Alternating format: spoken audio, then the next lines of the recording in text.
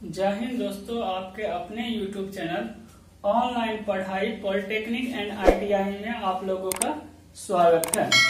आज जो है हम लोग पढ़ने वाले हैं गति, और गति में जो पढ़ने वाले हैं वो पढ़ने वाले हैं दूरी और विस्थापन, सदिश राशि और अदिश राशि। हम लोग ने पिछली वीडियो में पढ़ लिए हैं कि गति क्या होती है और गति के कितने प्रकार होते हैं, रेस्ट किसे कहते हैं। अगर आप वो वीडियो नहीं देखे हैं तो डिस्क्रिप्शन में लिंक दिया हुआ है, उसको सबसे पहले समझ लीजिए और उसके बाद जो है इस वीडियो को देखिएगा तो मेरे हिसाब से आपको बहुत अच्छा अंडरस्टैंडिंग होगी।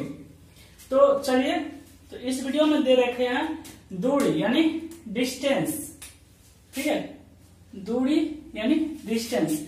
डिस्टेंस क्या होती है, दूरी किसको बोलेंगे। जैसे कि अगर मान के चलिए, अगर आप क्या करते थे, घर से स्कूल जाते थे। ठीक है, क्या करते थे, घर से स्कूल जाते थे। घर से जब आप स्कूल जाते थे तो उस समय आप क्या करते थे, दूरी तय करते थे। क्या करते थे, दूरी तय करते थे। ये आप जब ट्रेन की टिकट कटाते होइएगा उस पर लिखा होगा, जैसे कि 240 किलोमीटर, 500 किलोमीटर, 600 किलोमीटर, 300 किलोमीटर। ये किलोमीटर वाली जो बात आती है ये क्या होती है। ठीक है, दूसरा चीज, जब आप ज्योमेट्री पढ़ते होइएगा तो उस पे लिखा हुआ क्वेश्चन में आप देखेंगे होइएगा 6 सेंटीमीटर का जो है रेखाखंड खींचिए, लाइन खींचिए। ये जो 6 सेंटीमीटर वाला बात जो आती है ये क्या होती है। ठीक है, तो ये सिंपल सी हम लोग को बात ये है कि अगर हम लोग जहां से चलना प्रारंभ करते हैं, ठीक है, जैसे सिंपल में ये मेरा क्या है, हैंड हो गया। अगर मेरा हैंड यहाँ से मार्कर है और ये यहाँ से मान चलिए चल रहा है कुदक कुदक के। ठीक है, अगर ये यहाँ से कुदक कुदक के चल रहा है, ठीक है, तो यहाँ से यहाँ तक की जो लंबाई होगी उसी को हम लोग क्या बोलेंगे, दूरी। तो दूरी क्या होती है, स्थानों, चली गई स्थानों की लंबाई। क्या होती है, चली गई स्थानों की लंबाई को ही हम लोग बोलते हैं दूरी। यानी जहां से हम लोग चलना प्रारंभ किए और जहां जिस रास्ते होके हम जहां तक पहुंचे हैं उसकी लंबाई को ही हम लोग क्या बोलेंगे, दूरी बोलेंगे। तो जैसे कि यहाँ पे दे रखा है, मान लीजिए कि एक पॉइंट दे रखा है क्या, ए, दूसरा पॉइंट दे रखा है बी। अब यहाँ से देखिए क्या हो रहा है कि हम ये वाला रास्ता फॉलो किए, ये वाला। ठीक है, मार्कर देखिएगा मेरा, ये वाला रास्ता जो है हम लोग क्या फॉलो किए। तो यहाँ से यहाँ तक की जो लंबाई होगी उसी को हम लोग बोलते हैं दूरी। जैसे कि मान लीजिए यहाँ से यहाँ तक की लंबाई जो है 10 किलोमीटर है। तो यहाँ से हम लोग क्या किए, यहाँ से चलना प्रारंभ किए, इस रास्ते से होते हुए यहाँ से चल के यहाँ पर वापस आ गए, तो इसकी लंबाई को ही हम लोग बोलते हैं दूरी। अब ये दूसरा रास्ता हो गया, यानी बी से जो हम रिटर्निंग यहाँ से हम क्या ए पर पहुंचे, इसकी लंबाई मान लेते हैं इससे थोड़ी कम है 8 किलोमीटर। ठीक है, तो ये जो है मान के चलना 8 किलोमीटर। ठीक है, तो 8 किलोमीटर जो ये लंबाई है इसी को हम लोग क्या बोलेंगे, चली गई स्थानों की लंबाई को ही हम लोग बोलते हैं दूरी यानी डिस्टेंस। अब विस्थापन क्या होती है, विस्थापन ये होती है कि निश्चित दिशा में, यहाँ पे क्या महत्वपूर्ण है, निश्चित दिशा में चली गई स्थानों की लंबाई, यानी निश्चित दिशा में चली गई स्थानों की लंबाई को ही हम लोग क्या बोलेंगे, विस्थापन कहेंगे। यानी कोई वस्तु चल रही है, ठीक है, अगर वो सीधे चल रही है बिना इधर उधर ताक झांक किए। जैसे आप लोग मार्केट में चलते हैं तो आप लोग क्या करते हैं, इधर देखते हैं, कभी इधर देखते हैं, कभी इधर देखते हैं, कभी इधर देखते हैं। ठीक है, या जैसे कि आप लोग साइकिल चलाते हुए तो इस तरह से घुमा घुमा के चलाया जाता है। ठीक है, तो उस तरह से नहीं, अगर आप सिर्फ एक शरीर बच्चे की तरह नॉर्मल साइकिल चला रहे हैं सीधा, ठीक है, तब वो क्या हो जाएगा, आपका विस्थापन होगा। यानी आप एक निश्चित दिशा में जा रहे हैं, सीधे जा रहे हैं बिना दिशा चेंज किए हुए, तब आप क्या हो जाएगा, विस्थापन। जब आप इधर से उधर घूम टेढ़ मार करके जा रहे हैं तब क्या हो जाएगी, तब आपकी हो जाएगी दूरी। जैसे कि यहाँ पर दे रखा है कि पहला पॉइंट ले लिए ए, दूसरा पॉइंट ले लिए क्या, बी। पहला पॉइंट का लिए ए और दूसरा पॉइंट लिए हैं बी। तो यहाँ तक की जो इसके बीच का जो दूरी होगा, यानी न्यूनतम दूरी जो होगा उसी को हम लोग बोल देंगे विस्थापन, डिस्प्लेसमेंट। अगर मान चले यहीं पर हम क्या करें, इधर से घूम के इधर से घूम के इधर से इधर से इधर से इधर से इधर से इधर यहाँ आ गए, तो इस चीज को हम लोग क्या बोलेंगे, दूरी। ठीक है, इसको क्या बोल देंगे, दूरी। एक चीज और यहाँ पर ध्यान देने वाली बात यह है कि जैसे कि यहाँ पे जो मुख्य रूप से ध्यान में रखा जाता है वो ये रखा जाता है प्रारंभिक बिंदु और अंतिम बिंदु। तो इसको बोलेंगे प्रारंभिक बिंदु और इसको बोलेंगे अंतिम बिंदु। प्रारंभिक बिंदु क्या होता है, जहां से चलना वस्तु स्टार्ट की है, और अंतिम बिंदु जहां पर वस्तु चलना खत्म की है। अगर मान चलिए यही वस्तु ए वाला यहां से यहां आया और फिर वापस यहां पर आ गया, तो ये वाला कंडीशन में क्या होगा, इसका विस्थापन हो जाएगी 0। ठीक है, तो वो अगली पॉइंट है यहाँ पे, वो देखते हैं। तो अब इसमें जो अगला पॉइंट दे रखा कि दूरी जो है हमेशा क्या होती है, धनात्मक होती है, यानी पॉजिटिव होती है। दूरी क्या होती है, हमेशा दूरी हमेशा पॉजिटिव होती है। यानी कहने का मतलब है कि दूरी जो है 0 नहीं हो सकती है। क्या नहीं हो सकती, 0 नहीं हो सकती है, ना ही ये ऋणात्मक होगी। ये 0 क्यों नहीं होती है, अगर कोई वस्तु अगर मान के चलिए चला ही नहीं, अगर मान चलिए हम चले ही नहीं, तो वो क्या हो जाएगा, 0 ऑलरेडी, तो वो गति करेगा ही नहीं। यहां से अगर मान चलिए रुका हुआ वस्तु है, 0 करने का मतलब क्या, वस्तु रुका हुआ है, तो रुका हुआ तो इसको दूरी हम नहीं बोलेंगे, इसको बोलेंगे वस्तु क्या है, विरामा अवस्था में, यानी रुका हुआ है। जैसे ही ये चलेगा तो कुछ ना कुछ लंबाई होगी, चाहे वो थोड़ा सा ही चले, एक कदम चले, लेकिन वो होगी जरूर। तो उसको हम लोग क्या बोल देंगे, दूरी। तो वो जो है हमेशा धनात्मक होगी, 0 नहीं होगी। ठीक है, दूसरा चीज ये ऋणात्मक नहीं होती है। अगर हम लोग किसी संख्या को अगर बोले काउंट करने के लिए, तो इसको हम नेगेटिव नंबर में नहीं काउंट कर सकते। जैसे ये -1, -2, -3, -4, इस तरह से जो है नहीं होती है। तो क्या होती है, अगर काउंट करना है तो इसको गिनेंगे 1, 2, 3, 4। ठीक है, तो इसीलिए जब भी हम दूरी की बात करें तो दूरी को क्या करते हैं, हम लंबाई को गिनते हैं, काउंट करते हैं। जैसे 1 कदम चले, 2 कदम चले, 3 कदम चले, इसको इस तरह से नहीं बोलेंगे -1 कदम, -2 कदम, -3 कदम। ठीक है, तो निगेटिव का मतलब क्या होता है, निगेटिव में मतलब सिंपल सा कि हम लोग संख्या को रिप्रेजेंट करते ही नहीं है। मतलब कि अगर हम दूरी की बात करें तो ये हमेशा पॉजिटिव होती है, निगेटिव नहीं होती है। ठीक है, निगेटिव संख्या से हम लोग किसी भी चीज को काउंट नहीं करते हैं, यानी गिनते नहीं है। तो दूरी हम लोग क्या करते हैं, सिंपल सी लंबाई को नापते हैं, यानी गिनते हैं।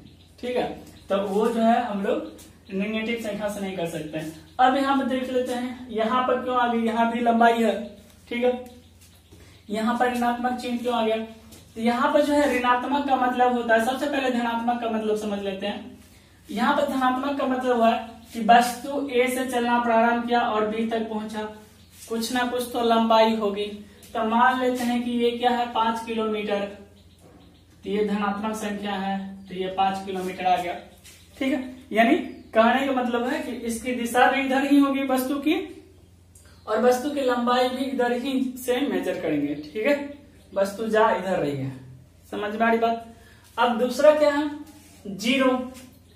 0 किस कंडीशन होगी, यानी वस्तु यहां से चलना प्रारंभ की और फिर वस्तु वापस इसी बिंदु पर आ गई, तब उस कंडीशन में क्या हो जाएगा, मेरा विस्थापन 0। दूसरा एग्जांपल ये ले सकते हैं, जैसे कोई वृत्ताकार पथ पे कोई वस्तु घूम रही है।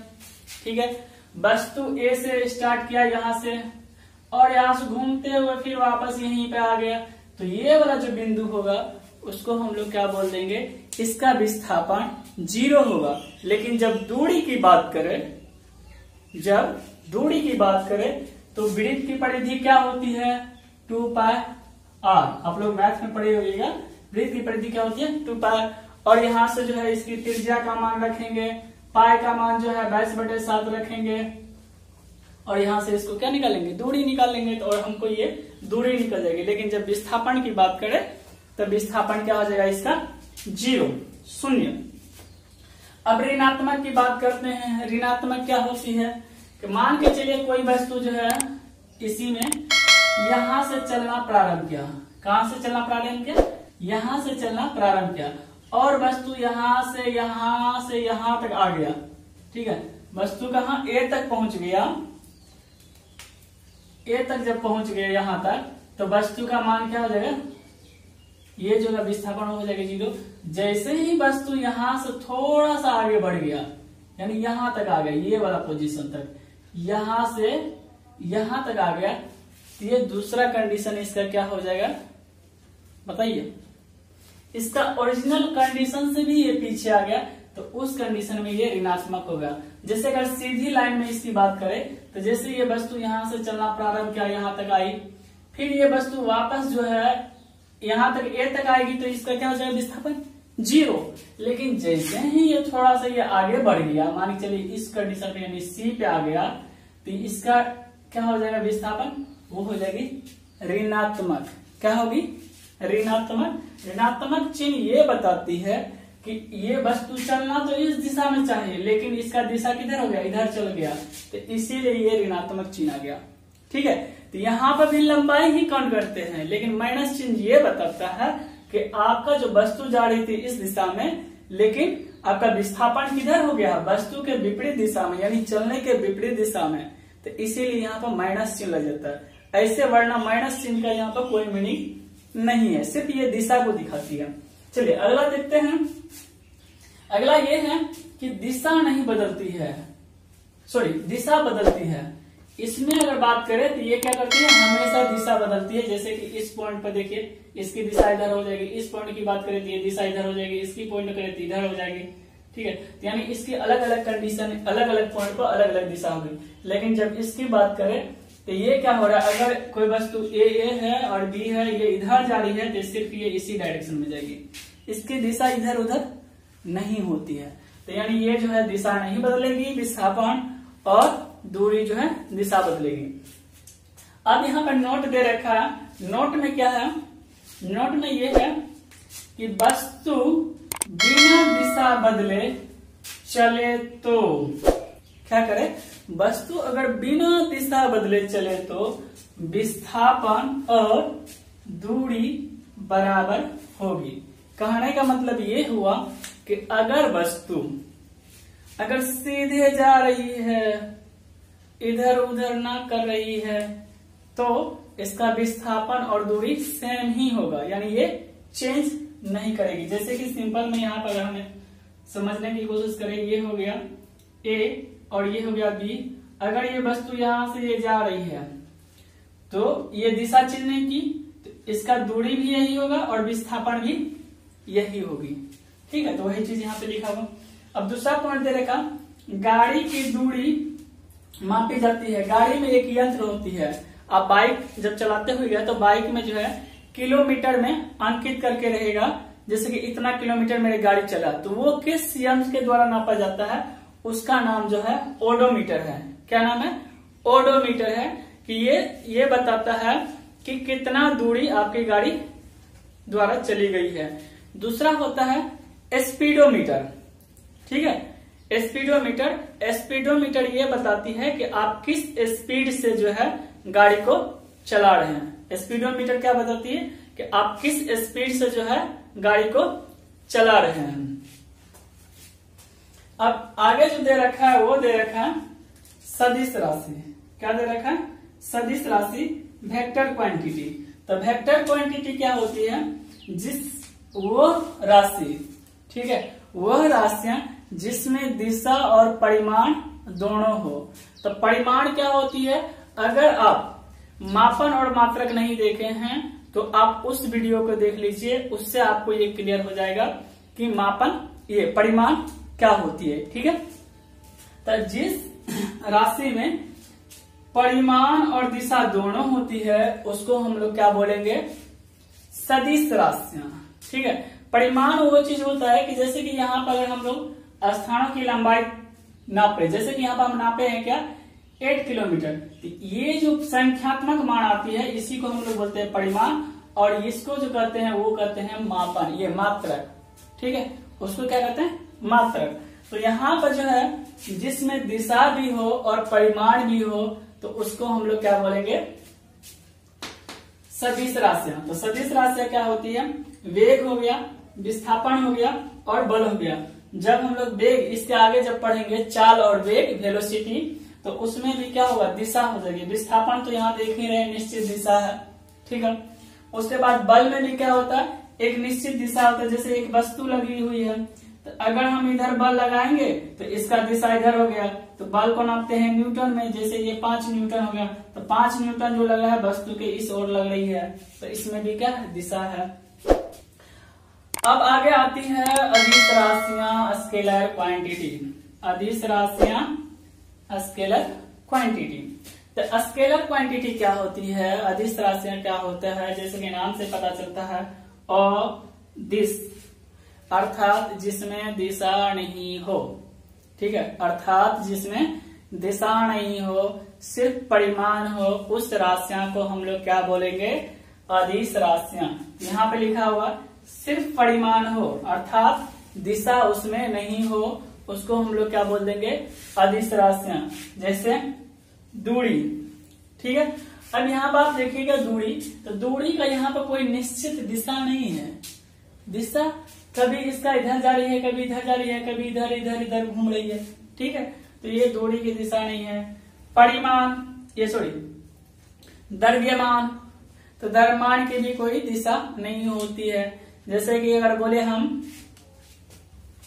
5 kg,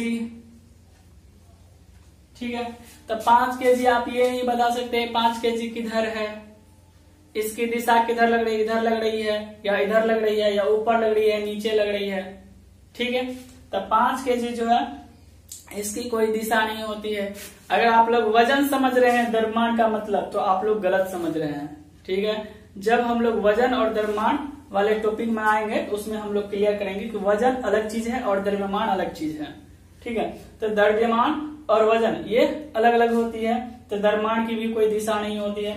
आप जानते हैं घनत्व, तो घनत्व की भी कोई दिशा नहीं होती है। तो सबसे बड़ी चीज है कि घनत्व होती क्या है, तो घनत्व जैसे अगर इसको सिंपल में अगर समझे तो गाढ़ापन को ही हम लोग, गाढ़ापन और पतलापन को ही हम लोग क्या बोलते हैं, घनत्व बोलते हैं। सिंपल सी भाषा में ऊर्जा, कार्य करने की क्षमता को ऊर्जा बोलते हैं। तो ये सब जो है क्या है, आपका अदिश राशि है। अब बात आती है कि इससे क्वेश्चन किस तरह से पूछा जाएगी, इन सारी चीजें से क्वेश्चन किस प्रकार से पूछी जाएगी। तो इससे जो क्वेश्चन पूछी जाती है वो आपको ये 4 वो ऑप्शन दे देगा। ठीक है, मान चलिए एक ये दे देगा, 4 वो इसमें से दे देगा उठा के, और पूछेगा इसमें बताइए कौन सा अदिश राशि है। ठीक है, पहला कंडीशन ये दे देगा। दूसरा कंडीशन ग्रुप बना के, मतलब 4-5 का ये और 4-5 को ये, 4-5 को ये, 4-5 को वो, और पूछेगा इनमें से कौन सा अदिश राशियां की समूह है या सदिश राशियां की समूह है।